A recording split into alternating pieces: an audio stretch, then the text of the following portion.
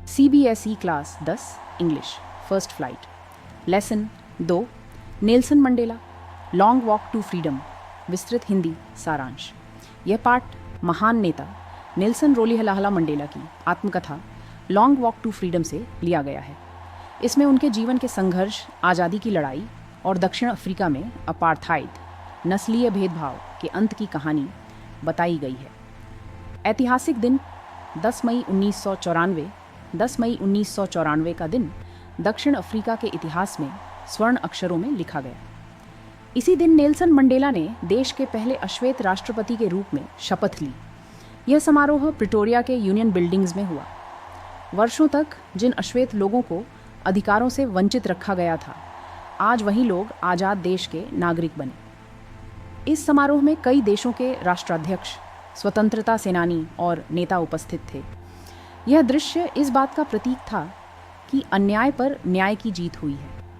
Apartheid की क्रूर व्यवस्था दक्षिण अफ्रीका में वर्षों तक अपार्थाइड नामक व्यवस्था लागू थी, जिसके तहत काले लोगों को वोट देने, अच्छी शिक्षा पाने, अच्छे इलाकों में रहने और सम्मान से जीवन जीने का अधिकार नहीं था।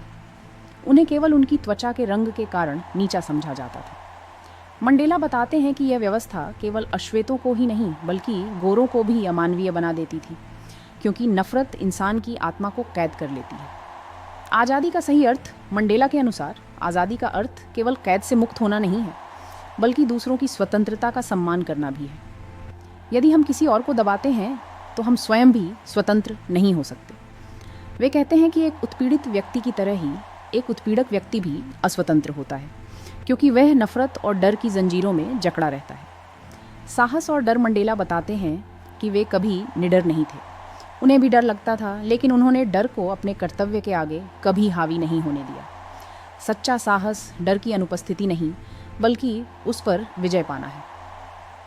27 वर्षों की कैद नेल्सन मंडेला ने आज़ादी की लड़ाई के लिए 27 साल जेल में बिताए। जेल ने उनके शरीर को बांधा, लेकिन उनके विचारों को नहीं।